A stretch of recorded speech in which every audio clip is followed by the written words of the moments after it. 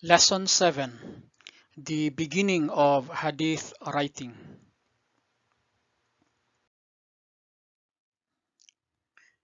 Bismillahir Rahmanir Rahim. Allahumma akhrijna min zulumatil wahm wa akrimna binuril fahm.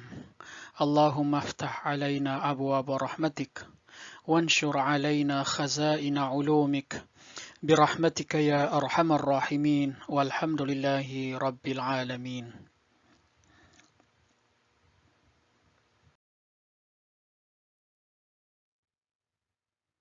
Welcome to Lesson 7, the beginning of Hadith writing. Under Module 1, an overview of the sciences of Hadith. In the previous lesson about Hadith during the time of the Sahabah and Tabi'un, we have learned that burning of Hadith writings, prohibition of narrating Hadith, and emphasis on the sufficiency of the Quran are among the signs of the first Caliph's rule. Burning the Muslims' Hadith writings, summoning the Sahaba from various cities to Medina in order to prevent them from narrating Hadith, and imprisoning a group of Sahaba because of the spread of narrating the Prophet's Hadith are among the signs of the second Caliph's rule. The campaign against Hadith writing and compilation continued during the time of the third Caliph, though to a lesser degree.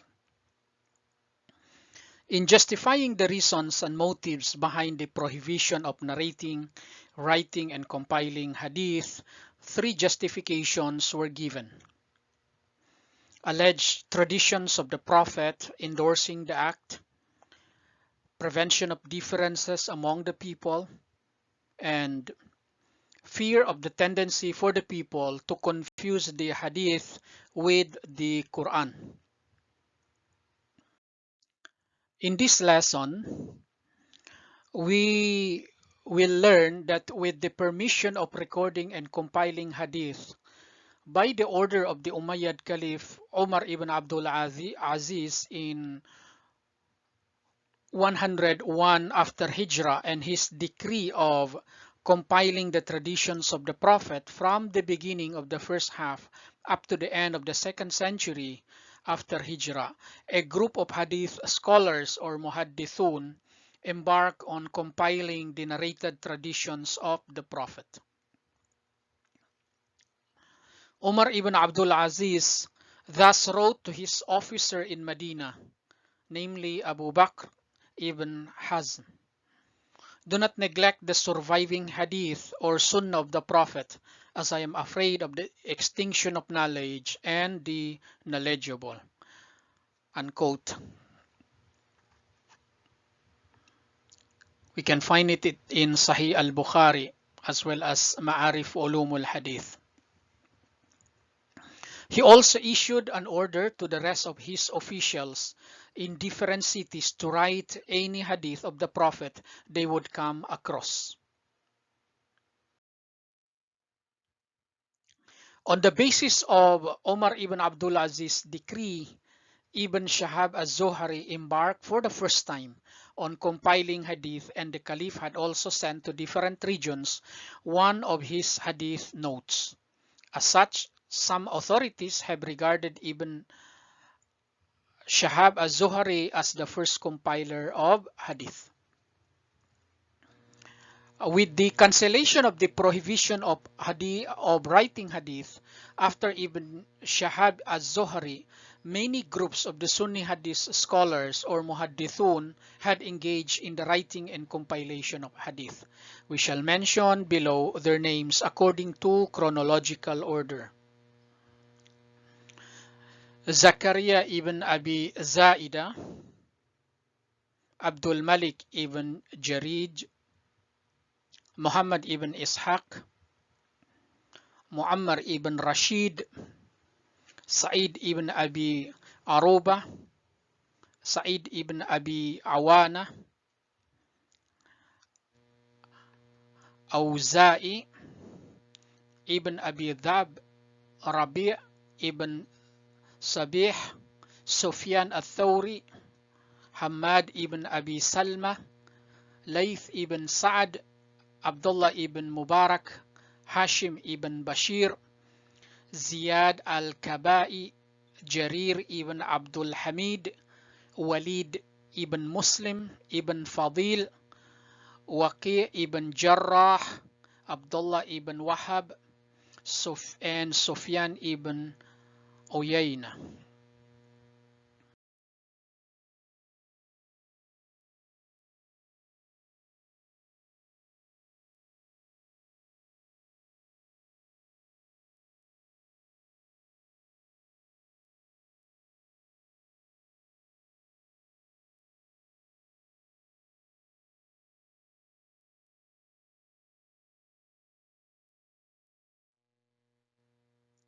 From the writing of these works and the history of their compilations, it can be concluded that although the prohibition of compiling hadith was abrogated through the issuance of an official decree in the year 101 after Hijrah by Umar ibn Abdul Aziz, extensive moves to compile hadith only started in the year 150 after Hijrah. That is around 50 years after the issuance of the decree. On the other hand, it must be noted that many of these hadith works did not survive due to the passage of time and different events, and they are only mentioned in reports in history books. Yet, it cannot be doubted that as the most important surviving asset and legacy during the period of compiling hadith compilations, which began in the 3rd century after Hijrah, these works have been useful. After the ground was paved for the recording of hadith, the first step undertaken was the compilation of masanid or musnads. When we say musnad, we refer to the book of hadith whose traditions are arranged according to the names of the companions or Sahabah. For example, in this kind of books, all the traditions narrated by Abdullah ibn Mas'ud or Ubay ibn Ka'b from the Holy Prophet are presented under his name. For this reason, in collecting those traditions, these subjects are not taken into consideration. For instance, the traditions on Tawheed or the unity of Allah, excellence of knowledge, fada'ilul ilm, rules pertaining to the ritual prayers or salah, and moral virtues are mentioned together without any order under the name of each companion or sahabi. On the other hand, since the motive of the compilers of those works is the collection of narrations of a companion, the veracity of the chain of transmission, or what we call sanad or matn or text of the narrations, is given less attention.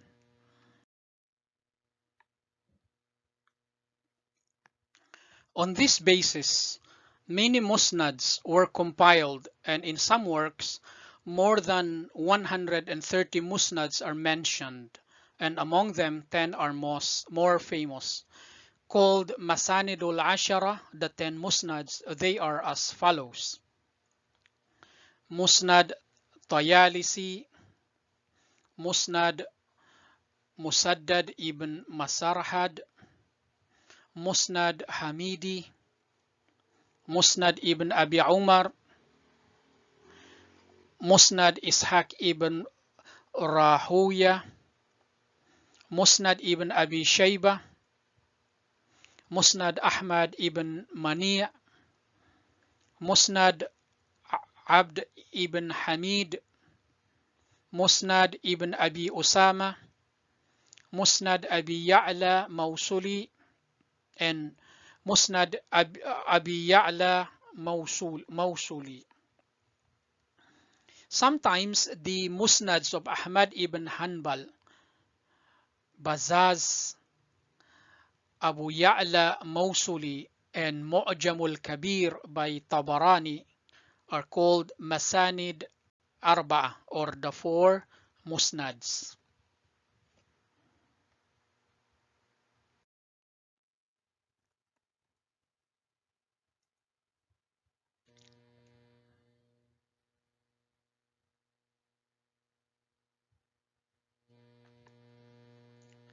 The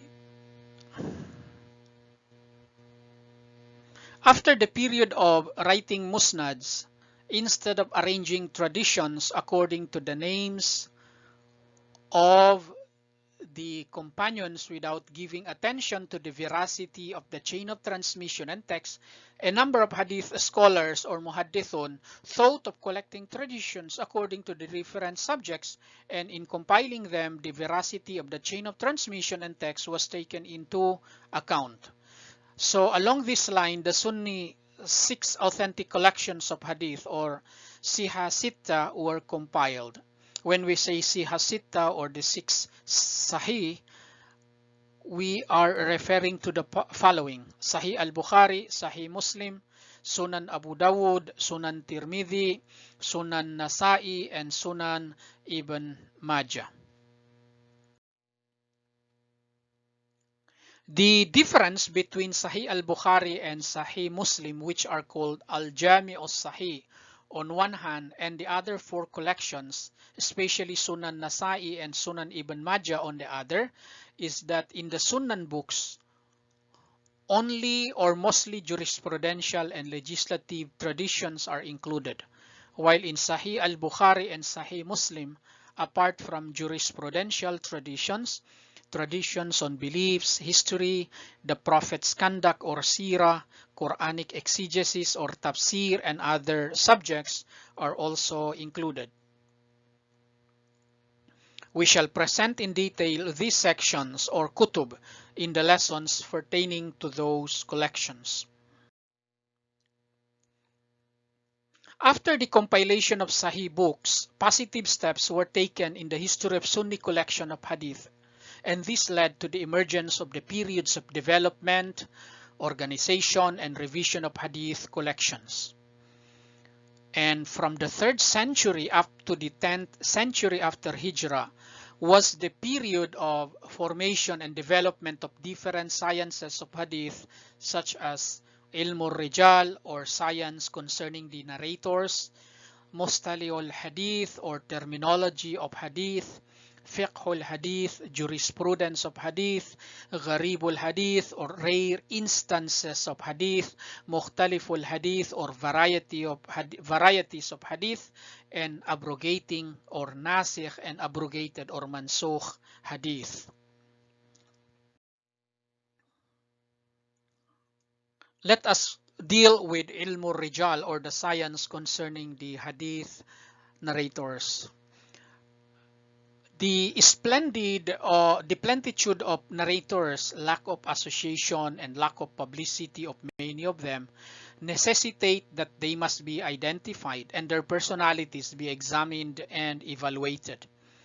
And it is interesting to note that from among the books on Rijal or Hadith narrators, what we can encounter are the books Al-Du'afa al-Kabir by Muhammad ibn Ismail al-Bukhari, and al-Du'afa wal-Matrukin by Nasa'i, who were among the compilers of Siha Sitta.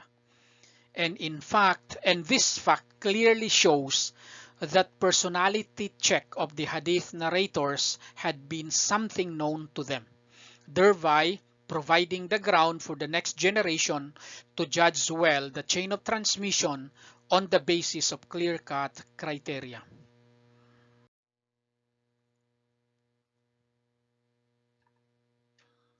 Following the acknowledgement of such need, a group of authorities on the science of Rijal embarked on compiling sources on Rijal, among which one may cite the books Al-Jar wa Ta'dil by Abu Hatim al-Razi, At-Takmil fi Ma'rifatu al-Thaqaf wal-Du'afa wal-Mujahil by Ibn Kathir, Tazkiratul Hufaz by Shamsuddin Muhammad al-Dhahabi, and others. How about the Istalāhāt al-Hadith or Hadith Terminologies?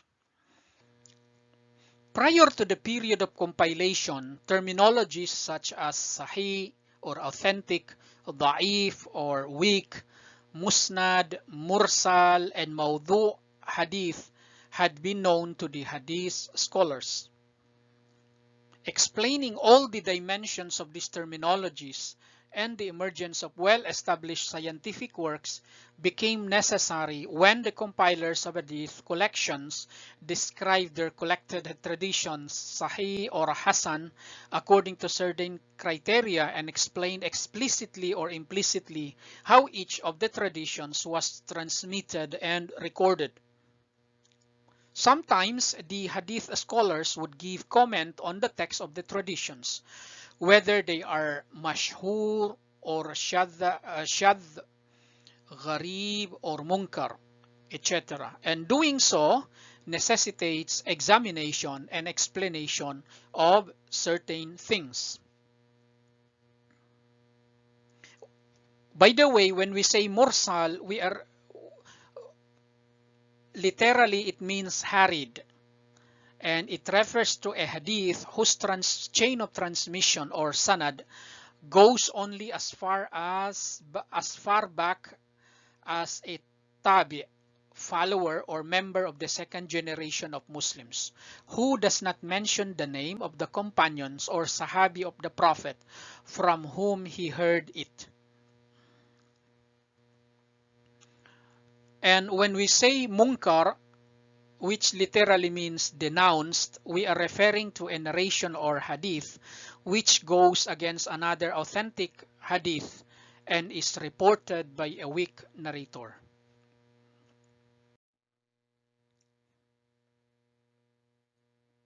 From among the most important books written in this regard, the following titles can be mentioned. Ma'rifatul Ulum al-Hadith by Hakim al-Nayshaburi, Al-Kifaya fi Ma'rifatul Riwaya by Khatib al-Baghdadi, Muqaddima ibn Salah by Taqiuddin Amr ibn Uthman ibn Salah, and Nakhbatul Fikr Mustalah Ahl al-Athar by Ibn Hajar al-Asqalani. How about Fiqh al-Hadith or Jurisprudence of Hadith? Apart from the chain of transmission and related terminologies, Hadith has a basic feature that is matan or textual content, and it must be acknowledged that other sciences play a role in the understanding of Hadith. The most fundamental science of Hadith, which is technically called Fiqh al-Hadith or Jurisprudence of Hadith, has been given least attention by the Hadith scholars. Be that as it may, some aspects of this science were given attention after the period of compilation, and the branches of science that emerge and evolve along this line are Gharib al-Hadith or rare instances of Hadith, Mukhtalif al-Hadith or varieties of Hadith, and abrogating nasikh and abrogated mansukh Hadith. Let us deal with Gharib al-Hadith. In a considerable number of traditions or Hadith, there are difficult words and terms which cannot be understood with conventional knowledge of Arabic lexicography and literature. Such terms are called Gharib al-Hadith or rare instances of Hadith. Some muḥaddithūn engage in elucidating and giving commentary on such words, and thus the science of Gharib al-Hadith came into being. It is clear that the application of the word science to Gharib al-Hadith, in spite of its being one of the branches of science of fiqh or hadith, is in conformity with the practice of the predecessors of calling as science or ilm each and every branch of general science. That's why when we talk about the sciences of hadith, we are saying ulumul hadith. The books Gharib al-Quran wal-Hadith by Ahmad ibn Muhammad Harawi and An-Nihaya fi Gharib al-Hadith wal-Athar by Abu Sa'adat Mubarak ibn Muhammad, better known as Ibn Athir, are among the important works in this field. How about mukhtaliful hadith, or varieties of hadith? The majority of traditions are seemingly contradictory. That is, at first glance, apparently there are contradictions and inconsistencies among them. But after a thorough examination, their quote-unquote contradictions can be reconciled. This state of affairs is caused by two factors. One, like external elements, traditions function in relation to one another. As such, what is meant by the speaker must be understood by reconciling them according to conventional general rules. For example, general versus particular, absolute versus relative, etc. Number two, the implication of some traditions or ahadith is outward or zahiri, while that of others is inward or esoteric, that is batini. The first set of traditions is technically called muhkam, firm, while that of the other is called mutashabih or allegorical. You can find these terms in Surah Ali Imran. In such cases, one must make use of the rule of interpretation and reconciling the mutashabih with the muhkam, the reconciliation of the allegorical with the firm. For further information on this subject, one may consult Usulul Hadith wa Ahkamuh. After the period of compilation and the emergence of the customary and explanatory ways of reconciling a hadith, particularly after the development of the science of the principles of jurisprudence or ilmul usulul fiqh, the seeming contradiction in traditions paved the ground for the writing of books in the field of reconciling traditions, which is one of the important subjects in fiqhul hadith. And such books as Ta'wil Mukhtaliful Hadith by Ibn Qutayba Dainuri and At-Tahqiq fi Ahadithul Khalaf by Ibn Jawzi are among the most important treatises in this field. How about abrogating or nasikh and abrogated or mansukh hadith? Naskh or abrogation means to limit the temporal, zamani, scope of a universal or concept, and in reality it is considered a kind of specification or takhsis. If a general proposition which apparently applies to all individuals at all times is limited according to certain individuals, it is said that it is specified. And if it is restricted in terms of time, and it is declared that from a certain point in time it is no longer a general proposition, it is said that it is abrogated. This is applicable both in the Quran and the traditions or ahadith. On the other hand, in dealing with this set of traditions in hadith collections, some had committed mistakes because instead of citing a nasukh or abrogating hadith to support their religious edicts or fatawa, they would cite a mansukh or abrogated hadith. This state of affairs paved the way for research in the field of nasukh and mansukh in the traditions or ahadith, which is a branch of the science of fiqhul hadith.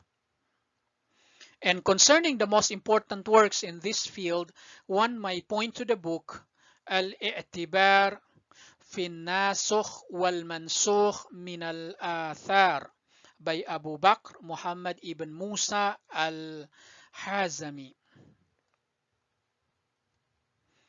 For further information on the science on the subject of nasikh wa mansukh, one may refer to Nuruddin al-Atr's book Minhajun Naqd fi Ulumul Hadith. Key points. With the permission of recording and compiling hadith by the order of the Umayyad Caliph Umar ibn Abdul Azīz in 101 after Hijrah, and his decree of compiling the traditions of the Prophet from the beginning of the first half up to the end of the 2nd century after Hijrah, a group of hadith scholars or muḥaddithūn embarked on compiling the narrated traditions of the Prophet. After the ground was paved for the recording of hadith, the first step undertaken was the compilation of masanid or musnads. As such, numerous masanid were written, among which were Musnad Tayalisi, Musnad Hamidi, and Musnad Ahmad ibn Hanbal. After the period of Musnad writing came the period of compiling hadith collections and the emendations or Tanqihul Hadith collections in the history of Sunni hadith. And from the 3rd century up to the 10th century after Hijrah was the period of formation and development of different sciences of hadith, such as al-Rijal, Mustalihul Hadith, Fiqhul Hadith, Gharibul Hadith, Mukhtaliful Hadith, and abrogating and abrogated Hadith. Next lesson, we will deal with Al-Muwatta of Malik ibn Anas. For more similar lessons, subscribe to Wayfaring with Mansoor channel. Thank you. Wassalamu alaikum wa rahmatullahi wa barakatuh.